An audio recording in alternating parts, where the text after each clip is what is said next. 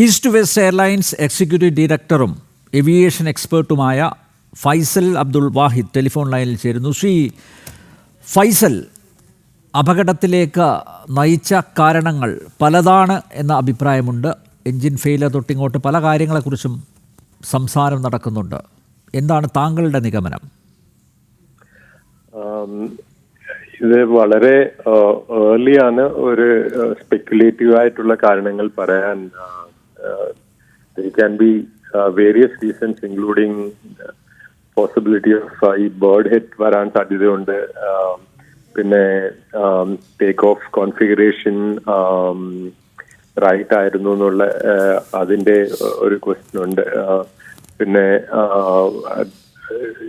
ഒരു critical time of flying എന്ന് പറയുന്നത് any time it is landing and take off time.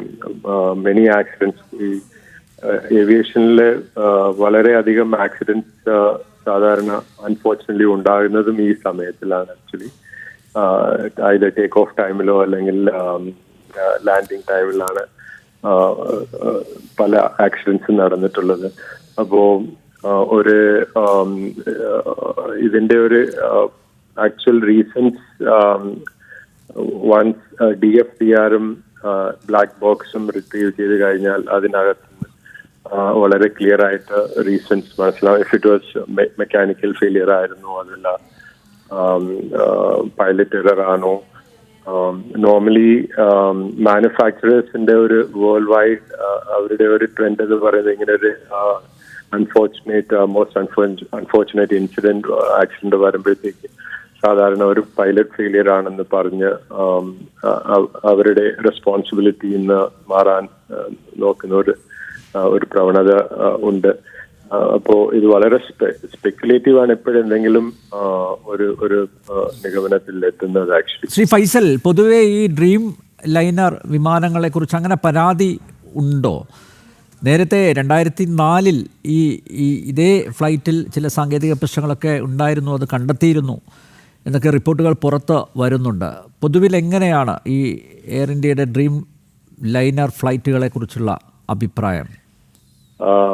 ഈ particular aircraft 787-8 dream liner aircraft actually world wide extremely very good safety standards ഉള്ള ഒരു aircraft ആണ് ഇത്. Actually more than 1,000 aircrafts already in operations ആണ്. Nearly 1,500 aircrafts under orderലാണ്, the processലാണ്. This is known as a extremely safe aircraft actually. So പിന്നെ in terms of regular maintenance and based on എന്തെങ്കിലും ഒരു ഇൻസിഡന്റോ safety angle വരുമ്പോഴത്തേക്ക് അതിനെ correct ചെയ്ത് always അവരുടെ ഒരു primary റെസ്പോൺസിബിലിറ്റിയും they take it very seriously. അതായത് manufacturers, Boeing company in this case. അപ്പോൾ ഈ എയർക്രാഫ്റ്റിന്റെ പൊതുവെ വളരെ സേഫ്റ്റി സ്റ്റാൻഡേർഡ്സ് ഉള്ള എയർക്രാഫ്റ്റ് തന്നെയാണ്. ആക്ച്വലി വളരെ റിലയബിൾ എയർക്രാഫ്റ്റ് ആണ് സോ ഫാർ ഇതിന്റെ റെക്കോർഡ്. ആക്ച്വലി അല്ല, എന്തെങ്കിലും എറർ ഉണ്ടെങ്കിൽ അത് ഇപ്പോൾ സോഫ്റ്റ്വെയർ എറർ ഉണ്ടെങ്കിൽ അത് കണ്ടെത്താൻ എളുപ്പമല്ലേ ഈ പുതിയ കാലത്ത്? അപ്പോൾ കണ്ടെത്തിയാൽ അത് റെക്ടിഫൈ ചെയ്യാനും പറ്റില്ലേ? നോക്കൂ, ഈ എൻജിൻ ഫെയിലിയർ എന്ന് പറയുന്നുണ്ട്. ആ എൻജിൻ ഫെയിലിയർ ഇത് ലാൻഡ് ചെയ്ത സമയത്ത് ഡൽഹിയിൽ നിന്നും ഇത് അഹമ്മദാബാദിൽ ലാൻഡ് ചെയ്ത സമയത്ത് സ്വാഭാവികമായും ഈ എൻജിനീയറിംഗ് വിഭാഗം ഇതെല്ലാം ഒന്ന് പരിശോധനയ്ക്ക് വിധേയമാക്കുകയല്ലോ. അപ്പോൾ ആ സമയത്ത് കണ്ടെത്താൻ സാധിക്കാതെ വന്നതാണോ? ആ സമയത്ത് സോഫ്റ്റ്വെയറിൽ ഈ എററൊന്നും കാണാൻ പറ്റാത്തതാണോ? എന്തായിരിക്കാം കാരണം? After every landing and after every landing ഒരു complete check is carried out by AME, aircraft engineer, not only the aircraft engineer, then again double checked by the crew actually. Captain go around the aircraft in the complete this thing, and then software malfunction എന്തെങ്കിലും error ഉണ്ടായിരുന്നു എന്നുണ്ടെങ്കിൽ അത് തീർച്ചയായിട്ടും noticeable ആണ്. അത് notice crew ചെയ്യാതിരിക്കാൻ ഒരു സാധ്യതയുമില്ല. Actually this is a case of most likely it is again speculative ആണിത്.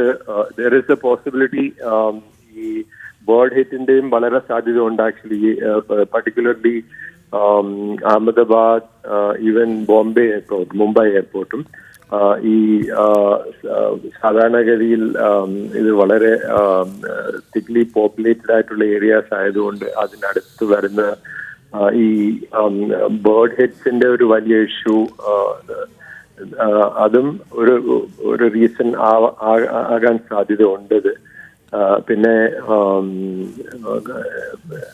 ടേക്ക് ഓഫ് കോൺഫിഗറേഷൻ ശരിയായിരുന്നു.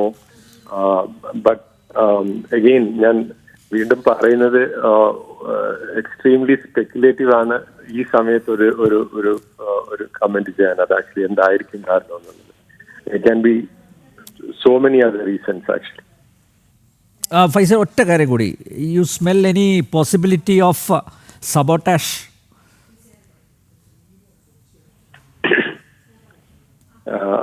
അങ്ങനെ see the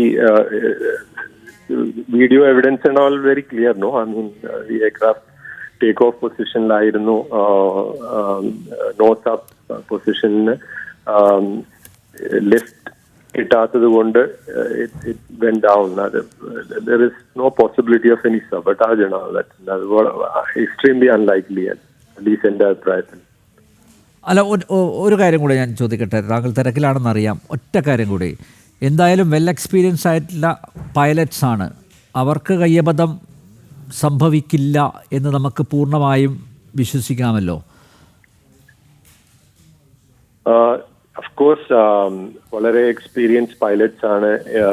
ഇങ്ങനെ ഉണ്ടാകാൻ സാധ്യത ഉള്ള മെക്കാനിക്കൽ എറേഴ്സോ ഫെയിലിയേഴ്സോ മൾട്ടിപ്പിൾ ഫെയിലിയേഴ്സ് ഒക്കെ തരണം ചെയ്യാൻ വേണ്ടിയാണ് ഈ സിമുലേറ്ററിൽ ഇവരെ ട്രെയിൻ ചെയ്യുന്നത്. ആക്ച്വലി ഒരു സിമുലേറ്റർ എന്ന് പറയുമ്പോഴത്തേക്ക് സെയിം, നിങ്ങൾക്കറിയാം, അത് എയർക്രാഫ്റ്റിന്റെ കോക്പിറ്റ് തന്നെയാണ് exactly as it is reproduce ചെയ്തിട്ട് അതിനകത്ത് ഇവർ ട്രെയിൻ ചെയ്യുന്നത് ആക്ച്വലി. അപ്പോ എന്തൊക്കെ മൾട്ടിപ്പിൾ ഫെയിലിയേഴ്സ്, ഈവൻ ഇത് അപ് ടു 700 ഫീറ്റിൽ വരാവുന്ന കാര്യങ്ങൾ, engine failure, both engine failure ആണോ സിംഗിൾ എൻജിൻ ഫെയിലിയർ ആണോ, എല്ലാം സിമുലേറ്റ് ചെയ്ത് അതിൽ complete training, hours and hours, many hours ഇവർ ട്രെയിൻ ചെയ്തിട്ടാണ് പൈലറ്റ് ആയിട്ട് സർട്ടിഫൈ ചെയ്ത് വരുന്നത് ആക്ച്വലി. പിന്നെ ഓൺ ടൈപ്പ് ഇദ്ദേഹത്തിന് ഓൾമോസ്റ്റ്, അതായത് 787 തന്നെ information available, initial information as per the availability of the initial information, അദ്ദേഹത്തിന് more than 5,000-6,000 hours on type aircraft, അതായത് 787 ഡ്രീം ലൈനറിന് അദ്ദേഹത്തിന് എക്സ്പീരിയൻസ് ഉണ്ടായിരുന്നു കമാൻഡറിന്. So they are well qualified. This is extremely unfortunate, വളരെ ഒരു അൺഫോർച്ചുനേറ്റ് സിറ്റുവേഷൻ ആണ്. അവരുടെ എക്സ്പീരിയൻസിന് ട്രെയിനിങ്ങിനോ യാതൊരു കുറവും ഇല്ല എന്നാണ് എൻ്റെ വിശ്വാസം ഇതിനകത്ത്. വളരെയധികം നന്ദി ശ്രീ ഫൈസൽ, ഇത്രയും സമയം ഞങ്ങളോട് സഹകരിച്ചതിന്. ഏവിയേഷൻ എക്സ്പേർട്ടായ ഫൈസൽ അബ്ദുൽ വാഹിദാണ് ഇത്രയും സമയം പ്രേക്ഷകരോട് സംവദിച്ചത്.